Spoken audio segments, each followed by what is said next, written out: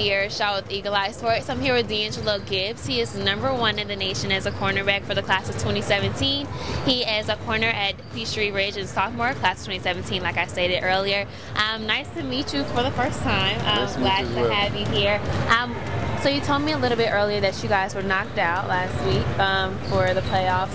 What can you say what was one key factor that you guys needed? One word that could have helped the game, one play that could have made a difference, one thing that a player could have said to another that could have motivated him to do better on the field. Teamwork. If we would have worked a little bit more harder, we could have possibly pulled it out. I'm not saying that we didn't work as hard as we could have, but we kind of underworked. The other team, they worked harder. They were running really hard. We came in, made key stops on defense. And mistakes are going to happen, and they just happened at the wrong time in the game. We threw a pick at the end, and I chanced our quarterback. He's really great. I believe he drove us down the field.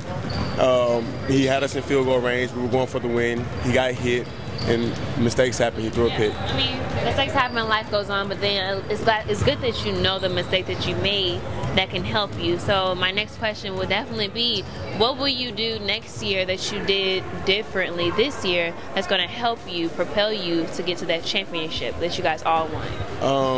I'm going to continue to work hard, stay in my books, stay on the field, push-ups, sit-ups, the little things that count, the most. And just stay focused, be ready at all times and compete, just have fun.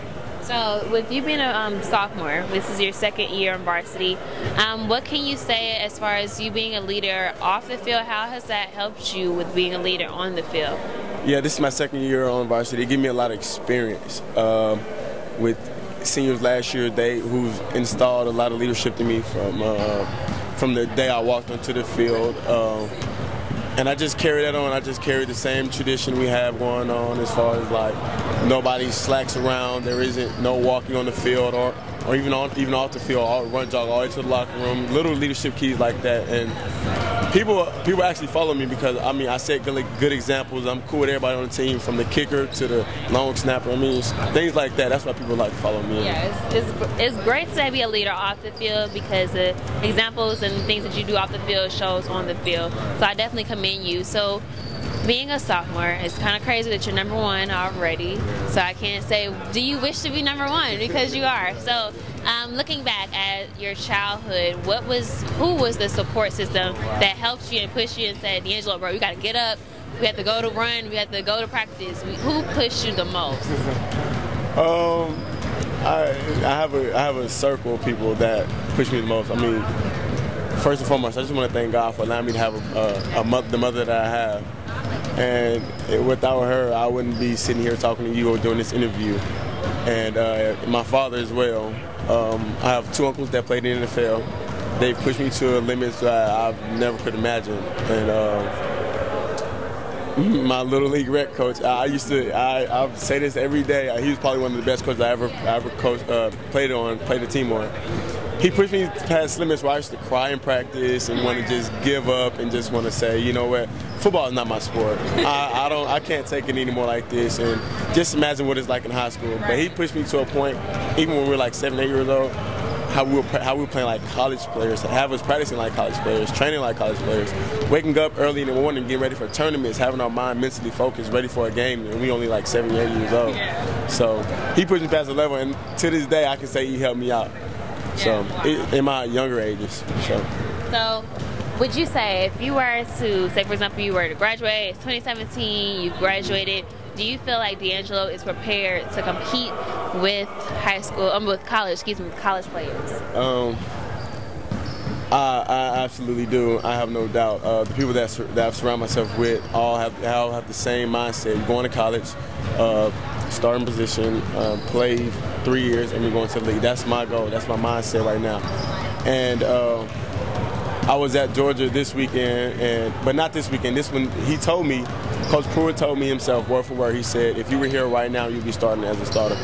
And I was shocked because he said it out in front of all the other DBs, and I'm thinking like, well, how did they take this from a recruit? I'm saying, well, I'm like, well, thank you, but that's a good recruiting line for a sophomore to hear for me to come to their school. Exactly. But I'm trying to get better and better every day. I'm trying to get to a point where I can actually go to college, start 3 years, and be out. All right, so at least that advice and that inspiration that he gave you, it helps you know that, okay, I'm just a sophomore. By my senior year, I will be 10 times, if not even more, greater. So I'm glad he said that in front of everybody so they can step up their A game as well, and you can be motivated to do a lot more.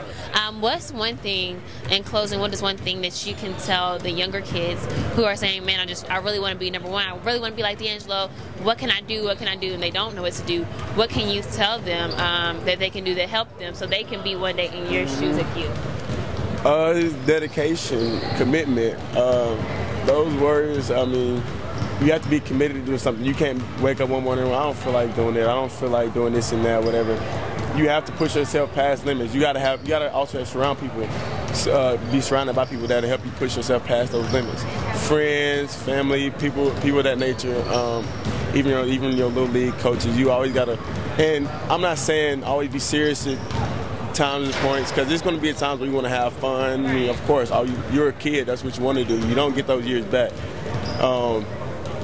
And just go out and have fun, compete. And that's one thing you want to do: compete on the field, off the field, in the classroom. That's the number one thing, in the classroom. Because if you're not a football player and you're in the classroom, I mean, hey, your life is set up for the rest of your life. So, and another thing, if you're a kid, just have fun. You don't want to take anything like so serious right now where you can't grow up and enjoy your life as a kid. So that's all I gotta say. So basically, in a nutshell, what he's saying is, kids, just have fun.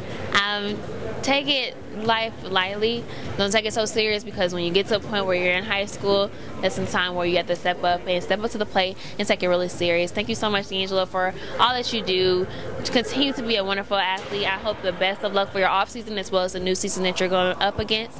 My name is Sierra Sean. This is Eagle Eye Sports. But make sure that you guys follow us on Twitter and Facebook at eagleeyesports.com, and also go on our website at www.eagleeyesports.com. Thank you. My name is Sierra, and this is Eagle Eye Sports. That was great. Thanks.